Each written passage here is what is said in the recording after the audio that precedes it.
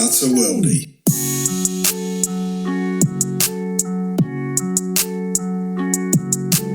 In this episode called Few Players Are Good Enough to Just Go Out and Freestyle, I discuss with Mathew Willock some of the key elements associated with high-performance teams. Matty played for Manchester United, Jong FC Utrect, Johnstone, St Mirren, Gillingham, Salford City, and has represented Monserrat at the international level. He shares his experiences under different management and leadership styles that contribute to optimal team performance, and specifically his experience working with Erik Ten Hag as a positive leader. Matty also discusses the launch of his W3 app that he and his brothers Chris and Joe, who currently play for Queen's Park Rangers and Newcastle United FC respectively, have developed for young players to showcase their talent and find opportunities. The app provides a platform for players to improve their skills, complete challenges through the levels and demonstrate dedication to their craft and be seen by agents and clubs. We also discuss the importance of supportive team relationships, communication and performance feedback that has helped Scott McTominay, Brandon Asante, and as a group, Matty and his brothers have found effective in improving performances. Welcome, Matty. Hey, how are you? Yeah, I'm good, thanks. I'm good. So today we're going to talk about basically teamwork and what the importance and how high-functioning teams operate. So I think this is quite a good topic for yourself for a number of reasons. If I just go through some of your career, that you played at Manchester United, you went out on loan to Jong FC Utrect and St Johnstone and St Mirren in Holland and Scotland respectively, but you also represented Gillingham, Salford, and you had 2 international caps for Monserrat, yeah? Yeah, you're correct, Monserrat. I've done my homework, haven't I? Yeah. I'm surprised you found some of them loans. I thought they were Easy to find. And then on the subject of teamwork, Matty, in 2017, you played in a reserve game against your brothers, Chris and Joe, whilst you were representing Manchester United, yeah? Yeah. So on 2 levels there, you know, your career in terms of the teams that you've played for, but also your brothers, you're quite a close-knit little team in itself, aren't you? Yeah. So even to this day, we're best friends, but we give each other criticism when it's needed. We still talk after every single game the boys play. We have a group chat and we talk about how our performances have been, and we discuss ideas and stuff and where we think we can improve, and just what we're doing well. So we're a close team. That's it. That's very topical. Okay, so I'm just going to refer to one particular study where they looked at 11,000 articles basically, and they picked out 46 relevant ones, and they found 4 key variables associated with high performance teams, whether that's in sports, the military, the healthcare sector, business, you name it.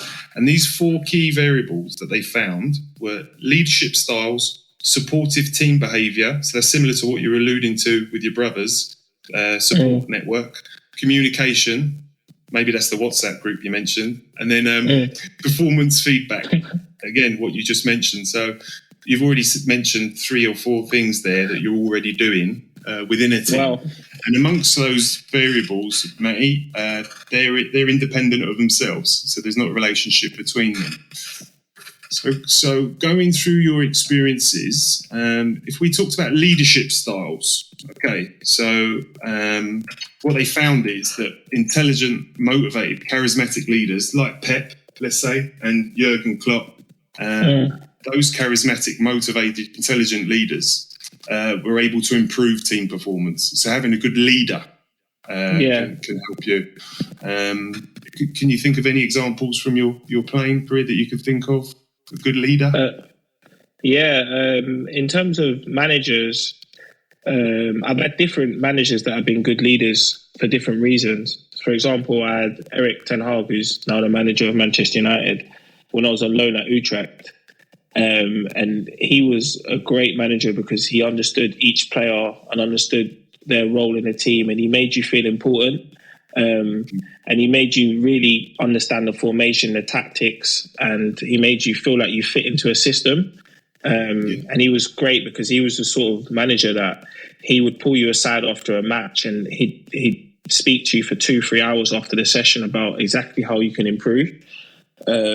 So I think he was a good manager for that reason. But then I had like the complete opposite. I had Steve Evans at Gillingham, and he wasn't very tactical, but he would just absolutely scream at the players, and he'd motivate you in a completely different way, mainly through fear, to be honest. But it worked because he's just got promotion this season. So I think I've had different managers and captains and stuff that have been good leaders for different reasons.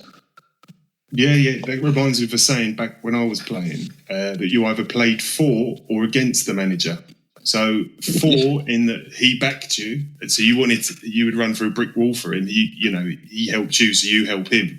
Or if it was against, if he was giving you a bit of a hard time, it's a bit of a case of, well, all right, then I'll prove you wrong. Or exactly. I've got a point to prove. So they're two different motivations there, Matty, aren't they? Yeah, exactly. And I think it comes down to knowing the player that you have and the group that you have.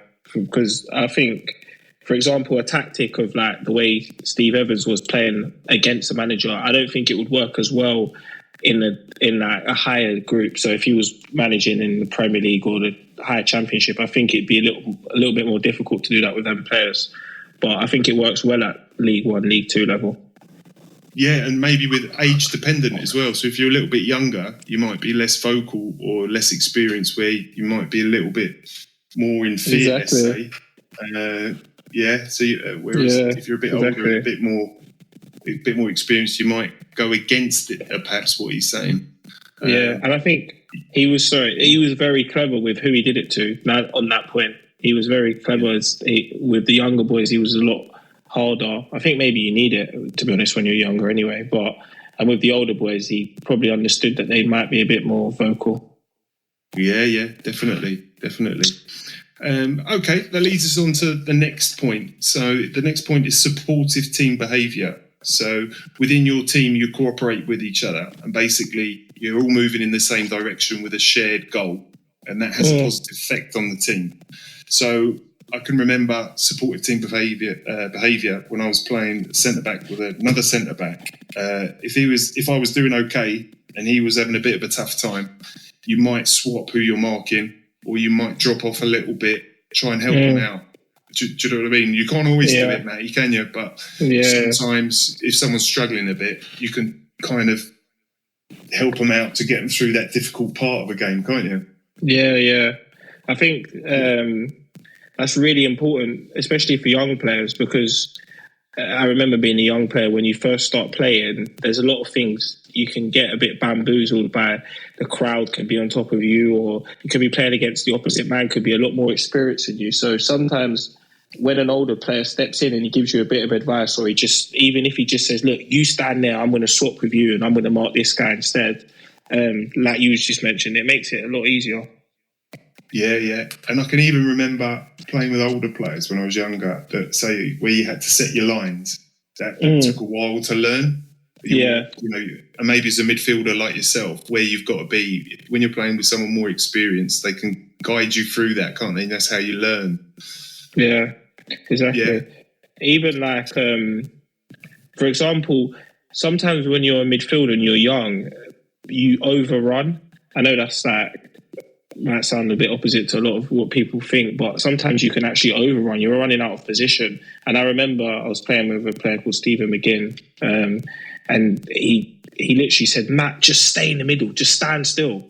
And I seen the whole picture from a different aspect. It basically widened my picture of the game, and I could understand the game more. So just little tips that you get from people. Yeah. And then on the opposite end of that, conversely, so when you were a bit older, did you learn anything from the younger players? Like, you get a bit of enthusiasm from them, or you get a bit of, you're supporting them and perhaps you're learning in a different way. Yeah, I think as you get older, you go through a lot more experiences in football, and sometimes you can start to see football more as a business. But when you're with younger players, you realise that it's still fun and you can still enjoy it. So it just reminds you that like every single day you're blessed to be able to get out there and train and play football for a living. So yeah. Okay, so the next 2 points I'm going to mention are communication and performance feedback. So I'm just going to talk on this a little bit, Matty, and then I'll ask you a question at the end of it. Okay. So good team communication's found to improve team performance, basically. And what they found is that teams with good internal communication, so like yourself with Erik Ten Hag, they found that the better the communication, there's actually had a correlation with injuries. So there was a 6 to 7% lower player availability, so less players made themselves available, and 50% higher injury burden in environments with poor communication amongst the team. Yeah, so and this is across the board. So this is a really good study on that. So it just shows you the importance, and I can understand how that goes, doesn't it? So if I go back to playing for or against the manager, if you're against them, you perhaps sometimes in some situations you might make yourself less available, if you know what I mean. But that's the reality. I know some people did that, but there you go. And then the other point is you've seen that. It's a thing. But the next thing is performance feedback. So how you, like you said with your brothers, so how you performed, with your strengths and weaknesses identified, how you could work on those. So my question in light of those two things, so communication and performance feedback, mate, how important during your time playing was communication and performance feedback important to you in terms of managers and your peers and your teammates?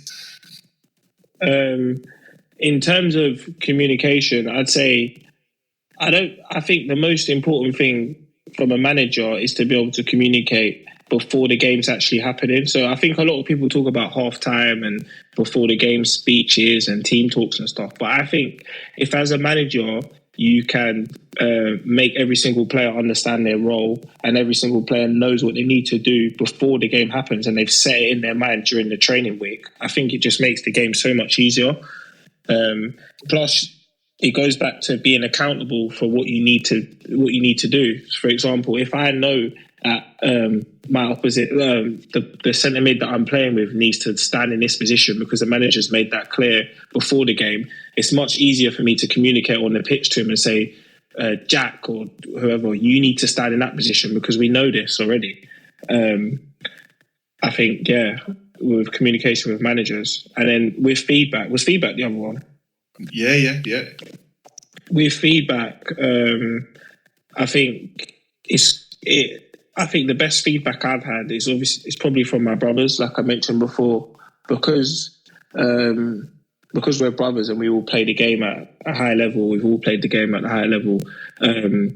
We can see each other's weaknesses and we understand each other personally. So it's easy for me to criticize Chris because I know I can work out what he's feeling in that moment, and it's just easy for me to understand him. And plus, we're honest with each other. Sometimes we're a bit too honest, to be honest. But honest to be honest, yeah. Double honest. Double honest, exactly, mate. Exactly. No, I can remember an example with your brothers. I think it was one time Joe was getting a hard time off someone off the left back, and your brother was playing on the other side. And for 10 minutes, and I didn't realise it, a coach said it to me. Chris went and played on the same side as Joe, looked after him for 10 minutes, then went back to the other side. So, I think you've always done that for each other, haven't you? Yeah. So we've always been like that. Always looked after each other, yeah? Yeah, we've always looked after each other. Okay, so then let's go back to the point about before the game. So essentially, if the communication from the manager is clear from the outset, then you think that it's kind of getting everything in place to reduce the potential for a lesser performance, isn't it? So if you're clear on what your role and duties are, the clearer the communication, then that tends to lend itself to a better performance, doesn't it? Yeah, I agree. I think this might be getting a bit off topic, but I think there's very few players in the world who are good enough to just go out and freestyle, if you know what I mean. You're talking about your top players and you're talking about your De Bruyne's, your Neymars, players like Hazard when he was at his peak, who just have exceptional talent and they can just fit into any system and just they just give them a ball and they'll make something happen. I think the rest of us humans, we need a system and we need to work from that system. Yeah, absolutely. To be honest, the best players that have really kicked on and excelled in their careers were the ones that spent the most time with the analysis. When I was at Salford, for example, Brandon Asante, who's just got to move 2 leagues higher, Scott McTominay at Man United, players like that, they really spent a lot of time with the analysis. They'll take you after a game. So say on a Monday morning, and they'll break down your clips and talk about what you did wrong, what you can improve. To be honest, it can be a bit boring at times, but if you actually look in and focus, it can really help you. Yeah. So then what would they do then? So they would point out things that you could have done better, or say if you're a midfielder and you're looking at passes, maybe what your options were. Is that how they do it? Yeah. So they'll break down they'll put you into clips. They'll put your clips into, say, like a 5-minute video, and they'll pause it every minute or so, and you can see like what you could have done better. They'll give you other options. So say you gave a pass that went out of play, or it went to the wrong player. They could say, what could you have done better here? And then sort of like school, and then it gives you a chance to watch your game and see it from a different aspect. Because I think a lot of the time when you're on the pitch, you can only see on pitch level. But when you watch it from a video, you can see what almost the crowd can see, and you can see a lot more things that you might miss on the pitch. So when you've done that and then you go back into real game, do you see it differently after? Is the timing still the same, or is it just completely different? Do you view things differently having seen that scenario? Let's say? Yeah, I think so. I think it takes a bit of time, so it might not happen the first time you've watched it, but if you continuously cracking on, you continuously go and see the analysis, you can continue to watch your clips, and after a while it will start to set in your mind and you'll start to pick up things from it and implement it into your game. Okay, perfect. And then I said one more question. I've got one more question on another question, so let's doubling up again, as we say. What was it like in Holland and Scotland in terms of teams? Was there much of a cultural difference there? I think Holland, in terms of style of play or in terms of how the players got on and stuff? However you saw it. So let's say from a team point of view, how was that different? Was it different? Yeah, I think Holland was different because I think the players, there wasn't much of a drinking culture. Everyone sort of, there was set groups, so there was like the Moroccan players sort of stayed together, and then the black players stayed together, and the Dutch players kind of hung around together. It wasn't really as mixed, but everyone got on. Everyone was okay with each other, I guess. But no one ever met up after training or did things out of training. Really, it was sort of just go to training and go home. Whereas in Scotland, I'd say there was more of like a togetherness in terms of everyone just hung out with everyone. People used to meet up and go to bars and stuff on the weekend and go for dinner together and stuff. So it was more of I'd say tight-knit group in some aspects. Okay. So it was, say, in Holland or the Netherlands, they say that was more of a job, whereas there was more of a social aspect. So do you think that? Which do you think was the better model in terms of teams then, and how that related to performance? I think they can both be good. I didn't really answer that, but I think they can both be good. That doesn't really answer the question. That's an answer in itself, mate. That's an answer in itself. They both work, yeah? Yeah, they both work. Depends on the group. It goes back to the group, because I think obviously some groups, it depends like where they've grown up, the different cultures in the group, the different dynamics, the age of the group. So it's just knowing the players in the group. Okay, so group and context dependent, really. Then. Okay. You recently stopped playing, and you are releasing an app. Is it W3? Yeah. So me, Chris, and Joe, we're releasing an app. which is basically a platform for young talent to showcase their skills and really put themselves out there and hopefully find opportunities. Okay, and how does that app work then? So I don't know if you've ever played FIFA, Rich, but I haven't. I'm showing my age. I haven't played FIFA. So basically, in FIFA, every single player has a card which has their statistics on it. And what we're trying to do in our app is we're going to give every young player that signs up their own card. So on sign up, you'll get a card. It will have a basic statistics on it of say 0 or 50, and then as you complete the challenges that are set by top level pros and coaches within our app, your card will grow, and you'll become more well known to the community within the app. And in turn, the best players within the app and the community, we will set up trial days for them to play in front of scouts and agents and coaches. So yeah, that's a little bit about the app. That's a really good idea. That's a really good idea. So if I was looking at that and say I hadn't got picked up and I thought I was half decent, then I've got something to work towards, haven't I? So I can try and improve certain aspects of my game to try and get my points up. And then get my points up, I might be able to get a trial, yeah? Yeah. And I think it shows dedication to your craft, because if you're a young player and you actually log into the app and you record yourself doing our challenges and you manage to progress through the levels, it shows that you're really working hard and you're dedicated to improving, which is something that scouts look for. Yeah. And what sort of challenges would you have in there? So a skill, something of physical nature as well? Yeah, so it's a combination. So back to the stats card. On your FIFA card, there'll be a combination of stats. So you'll have physical challenges, there'll be technical challenges, there'll be control, there'll be heading, shooting challenges, passing challenges, and all of them individual scores combine to make one big score.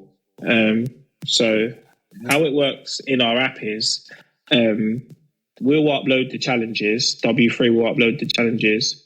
As a young player, when you complete the challenge, you record yourself doing the challenge. When you complete it, it'll be uploaded onto the app, and the community within the app, other users, will rate your challenge out of 5 stars.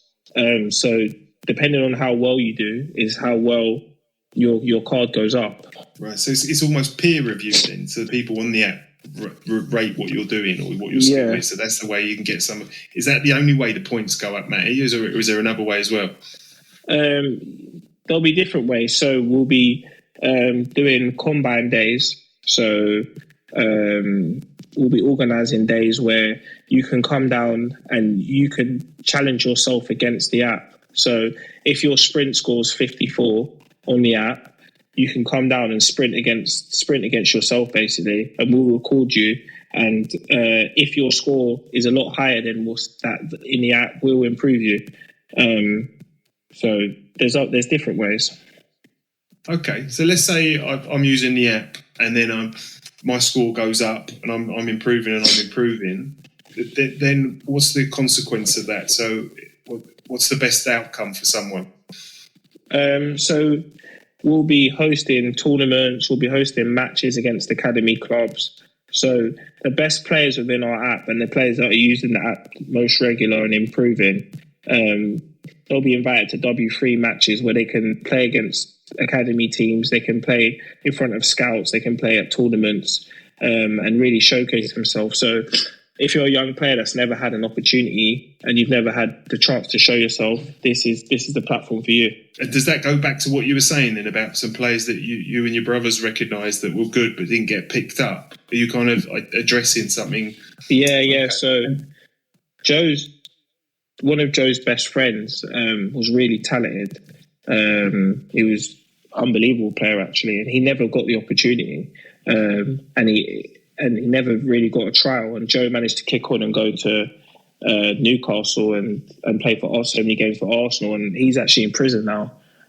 So it sort of stemmed from me and Joe talking about that, to be honest. Okay. So that was one of the inspirations of it. So that was one of the catalysts for you to address this, yeah? Yeah, and also I feel like the platform's for women as well. I don't think there's enough opportunity in the women's game, full stop. So I think it's just to give everyone a level playing field. Yeah, absolutely. And so the women's game is growing, isn't it? And you've also got some big names. Yeah, so we've had some big names involved. We've had Eddie Nketiah has just been called up for England involved. Obviously, we're involved. We've had Lauren James, who was a star for England at the World Cup, involved. And we've had a few other big names. A few of the Newcastle boys, a couple of more of the Arsenal boys.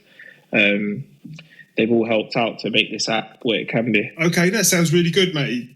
Just to sum up then, we just went through the importance of effective teams and what's involved in effective teams, so leadership style, supportive team behaviour, communication, performance feedback, and also the importance of feedback, say, from your peers, so what you get from your brothers and what you do and communicate independently and with each other.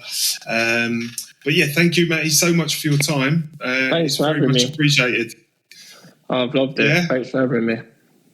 Okay, and all the best with the app. Yeah, I think you're onto a winner. That'd be good. hopefully. All right, cheers, mate. Rich. All right, thanks, mate. Utter Worldie.